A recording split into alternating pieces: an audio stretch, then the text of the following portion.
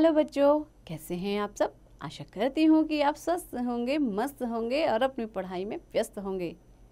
आपकी इसी पढ़ाई को आगे बढ़ाते हुए आज हम पढ़ने जा रहे हैं एक नया अध्याय जिसका शीर्षक है एक गंभीर समस्या। तो बच्चों, सबसे पहले इसके पाठ का परिचय जान लेते हैं। पूरा विश्व आज एक गंभीर समस्या का सामना कर रहा है, पर्यावरण प्रदूषण। बच्चों, पर्यावरण प्रदूषण का नाम आपने सुना होगा कि जब क्या हमारा जो पर्यावरण है, परि प्लस आवरण, हमारे चारों ओर का जो आवरण है वो क्या हो रहा है, प्रदूषण से ग्रसित हो रहा है, यानी कि इसमें प्रदूषण लगातार बढ़ता ही जा रहा है। दुख की बात तो यह है कि मानव ने ही अपने हाथों से इस राक्षस को जन्म दिया है। कौन सा राक्षस बच्चों, कौन सा राक्षस है ये? पर्यावरण प्रदूषण नामक राक्षस है ये। हमने अपने ही हाथों अपना संहारक तैयार कर लिया है। संहारक यानी कि जो दूसरों का संहार कर देता है, उसको कहते हैं संहारक। पूरी दुनिया में जंगलों को उजाड़ा, नदियों में शहरी नालियों का पानी मिलाया, समुद्रों में कचरा डाला, जीव जंतुओं का संहार किया, मिलों का धुआं हवा में मिलाया, जिसके फलस्वरूप प्रकृति असंतुलित हो गई। तो बच्चों, आइए इस पाठ को शुरू करते हैं। आप लोग ध्यान से सुनिएगा क्योंकि ये बहुत ही महत्वपूर्ण है। पर्यावरण प्रदूषण संपूर्ण विश्व की एक गंभीर समस्या है। यह मुख्य रूप से प्रकृति के साथ किए गए अन्यायों का साकार रूप है। केवल हमारा देश ही समस्या से ग्रस्त नहीं है, अपितु पूरा विश्व इसकी चपेट में है। यह समस्या दिन प्रतिदिन बढ़ती जा रही है। यद्यपि जनता में इसके प्रति जागरूकता बढ़ी है, परंतु खतरा अभी टला नहीं है। आइए इसके कारणों पर विस्तृत रूप से प्रकाश डालें। बच्चों, विस्तृत रूप से प्रकाश डालें यानी कि विस्तार में इसकी क्या करें, चर्चा करें और इससे छुटकारा पाने के उपाय खोजें। काफी समय से मनुष्य मौसम के बिगड़ते चक्र को महसूस कर रहा है, जैसे अत्यधिक गर्मी होना, वर्षा का समय पर न होना, कहीं अधिक वर्षा होती है जिससे बाढ़ आ जाती है और कहीं वर्षा न होने के कारण अकाल की स्थिति उत्पन्न हो जाती है। दोनों ही स्थितियों में जान माल की अपार हानि होती है। प्रकृति के संतुलन को बिगाड़ने में मनुष्य की बहुत बड़ी सहभागिता है। पृथ्वी पर जीवन प्रकृति के संतुलन से ही संभव है। वायु, जल, वनस्पति जगत, भूमि, नदी, पशु पक्षी, खनिज संपदा आदि सब पर्यावरण के अंग हैं जो हमारे जीवन, स्वास्थ्य, सुख शांति तथा संपन्नता में सहायक हैं। शुद्ध वायु जो सभी के जीवन के लिए अनिवार्य है, में 78.09% नाइट्रोजन, 20.95% ऑक्सीजन, 0.03% कार्बन डाइऑक्साइड तथा 0.93% अन्य गैसें होती हैं। यदि वायु में ये तत्व उचित मात्रा में उपलब्ध न हो तो वायु प्रदूषित हो जाती है।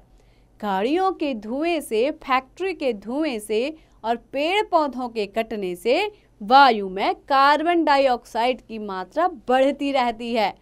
हम सभी प्राणी भी सांस लेते समय वायुमंडल से ऑक्सीजन अंदर लेते हैं और कार्बन डाइऑक्साइड बाहर निकालते हैं। बच्चों, आपने पढ़ा होगा इसको साइंस में, अपनी विज्ञान की जो पुस्तक है उसमें पढ़ा होगा कि हम क्या करते हैं, जो हम इनहेल करते हैं, लेते हैं, वो कौन सी है, ऑक्सीजन, और इसको छोड़ते हैं वो कार्बन डाइऑक्साइड होती है। वायु प्रदूषण के कारण हमें ऑक्सीजन पूरी मात्रा में नहीं मिल पाती, जिससे कई प्रकार के रोग हो जाते हैं, जैसे अस्थमा, हृदय रोग आदि। वायु की शुद्धि की प्रक्रिया वनस्पतियों पर अवलंबित है। बच्चों, अवलंबित होना यानी कि आश्रित होना, उन पर निर्भर होना। प्रकृति में वायु प्रदूषण को कम करने की प्रक्रिया स्वयं होती रहती है, यानी कि यह प्रोसेस क्या है, अपने आप ही चलते रहती है। पेड़ पौधों की पत्तियों में बारीक रंध्र होते हैं जिनके द्वारा वातावरण और पौधों में गैसों का विनिमय होता है। इन रंध्रों से वायु भीतर जाती है। यहाँ प्रकाश संश्लेषण द्वारा, बच्चों प्रकाश संश्लेषण यानी कि एक ऐसी प्रोसेस, एक ऐसी प्रक्रिया जिसमें सूर्य की उपस्थिति में कोई पौधा क्या करता है, अपने लिए भोजन का निर्माण करता है, जिसको आप पढ़ते हैं साइंस में फोटोसिंथेसिस। उसी को कहते हैं प्रकाश संश्लेषण की क्रिया। तो इसमें क्या होता है, कार्बन डाइऑक्साइड का ऑक्सीजन में परिवर्तन हो जाता है। उस कार्बन डाइऑक्साइड से पेड़ अपना खाना बनाते हैं और ऑक्सीजन को बाहर छोड़ देते हैं। इसी ऑक्सीजन के द्वारा हम सांस लेते हैं। मनुष्य ने अपने तुच्छ स्वार्थों की पूर्ति के लिए हरे भरे वृक्षों को काटकर वायु प्रदूषण को निमंत्रण दिया है। यानी कि हमने क्या किया, खुद ही हरे भरे पेड़ काटे, जिससे क्या हुआ, वायु प्रदूषित हुई। निमंत्रण देना, उसको हमने स्वयं ही आमंत्रित किया है। इसके अतिरिक्त वायु प्रदूषण के अन्य कई कारण भी हैं। कल कारखाने धुआं उगल रहे हैं। वाहनों की निरंतर बढ़ती संख्या वायु को दूषित कर रही है। बच्चों, दूषित करना यानी कि वायु को खराब करना, गंदा करना, जिसके कारण सांस के रोग निरंतर बढ़ रहे हैं। इसके अतिरिक्त कैंसर, हृदय रोग, रक्तचाप, दमा आदि विभिन्न रोग हो रहे हैं। प्रदूषण रोकने के लिए सभी अपना सहयोग दे सकते हैं। न तो स्वयं गंदगी फैलाएं, न दूसरे को फैलाने दें। अपने आसपास की नालियों को साफ रखें।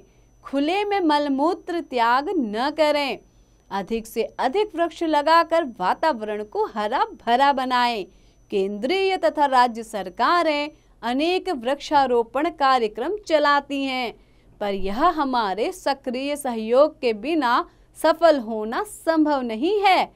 चिपको आंदोलन इसका एक सजीव उदाहरण है। चिपको आंदोलन के अनुसार जैसे ही किसी ठेकेदार के आदमी वृक्ष काटने आते हैं, तो इस आंदोलन के कार्यकर्ता वृक्ष से चिपक जाते हैं और उसे कटने से बचा लेते हैं। तो बच्चों, आपने सुना होगा इसके बारे में, उत्तराखंड का एक बहुत ही प्रसिद्ध क्या रहा था, ये एक प्रसिद्ध आंदोलन रहा था, जिसमें देखो आपको चित्र में भी दिखाया गया है। श्रीमती गौरा देवी कह रही हैं, पहले मुझे गोली मारो, फिर काट लो हमारा मायका। तो बच्चों, आपको चित्र के माध्यम से भी दिखाया गया है कि कैसे ये औरतें पेड़ काटने से रोकने के लिए उससे चिपक गई हैं। इसी को कहा गया चिपको आंदोलन, यानी कि चिपको मूवमेंट। तो बच्चों, आगे बढ़ते हैं।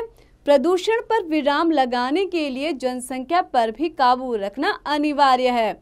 आज भारत की जनसंख्या 1 अरब 30 करोड़ के आंकड़े को पार कर गई है। इस बढ़ती हुई आबादी की अन्न, जल, फल, आवास, वस्त्र आदि की आवश्यकताओं की पूर्ति के लिए विविध सामग्री और पर्याप्त भूमि का होना आवश्यक है। इसके लिए वनों को अंधाधुंध काटा जा रहा है। बच्चों, अंधाधुंध यानी कि बिना सोचे समझे क्या किया जा रहा है, पेड़ों को काटा जा रहा है। जनसंख्या पर नियंत्रण से प्रदूषण की समस्या काफी हद तक स्वयं सुलझ जाएगी। तो हमें क्या करना है, जनसंख्या पर भी नियंत्रण। बच्चों, जनसंख्या नियंत्रण कानून की भी बात हो रही है कई राज्यों में, तो इस पर एक कानून भी लाए जाने की क्या चल रही है, कवायदें चल रही हैं। आइए अब जल प्रदूषण की समस्या पर विचार करें। नदियों का पानी अब पहले की भांति शुद्ध नहीं रहा। आजकल नदियों में कारखानों से निकले कचरे को प्रवाहित किया जाता है। बच्चों, प्रवाहित करना यानी कि कचरे को बहा दिया जाता है। किसमें, नदियों में। इस कचरे में विविध प्रकार के विषैले रसायन होते हैं। विषैले रसायन यानी कि हार्मफुल केमिकल होते हैं, जो जल को दूषित कर देते हैं।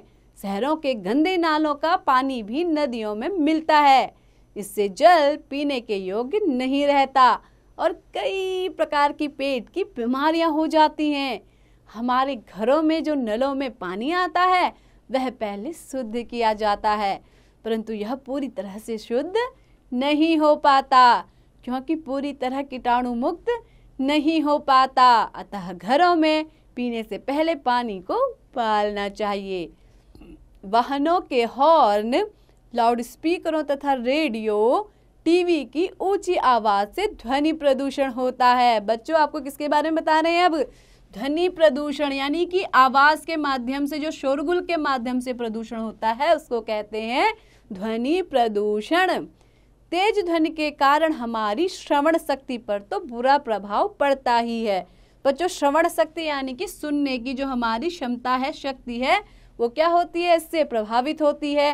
साथ ही हृदय गति भी प्रभावित होती है। इस विश्वव्यापी राक्षस का अंत करने के लिए मानव को जागरूक होना बहुत आवश्यक है। हमारा देश विकासशील है और औद्योगिकीकरण की दिशा में तेजी से बढ़ रहा है। अतः प्रदूषण के बढ़ते खतरे पर प्रभावी ढंग से नियंत्रण पाना अति आवश्यक हो गया है। इसके लिए जरूरी है कि हम सब मिलकर इस समस्या से निजात पाने का प्रयत्न करें। बच्चों निजात पाना यानी कि इस समस्या से मुक्ति पाने का क्या करें? प्रयत्न करें, यानी कि कोशिश करें। तो बच्चों कैसा लगा आपको ये पाठ? आशा करती हूँ कि आपको बहुत पसंद आया होगा। साथ ही आपने इससे क्या सीखा कि हमें अधिक से अधिक वृक्ष लगाने चाहिए, जिससे हम अपने पर्यावरण को प्रदूषित होने से बचा सकें। और जो ध्वनि प्रदूषण बड़े बड़े लाउडस्पीकर के माध्यम से होता है, उनका क्या करना चाहिए? कम ध्वनि का प्रयोग हमें करना चाहिए, ताकि हमारी जो सुनने की शक्ति है इस पर भी कम प्रभाव पड़े। तो बच्चों आपके आसपास जो भी गंदगी है उसे क्या करना चाहिए? आपको फेंकना नहीं चाहिए इधर उधर, डस्टबिन में डालना चाहिए। साथ ही पेड़ पौधे भी लगाने चाहिए और उनकी देखभाल भी करनी चाहिए। और इसके साथ ही कभी भी किसी नाली में, किसी भी खुले पानी में जो गंदा कूड़ा है उसे बहाना नहीं चाहिए। तो इन सब बातों का आशा करती हूँ आप लोग ध्यान रखेंगे और एक अच्छे नागरिक बनेंगे। तो इसी तरह पढ़ते रहिए, आगे बढ़ते रहिए और हाँ, इसका अभ्यास जरूर कीजिएगा।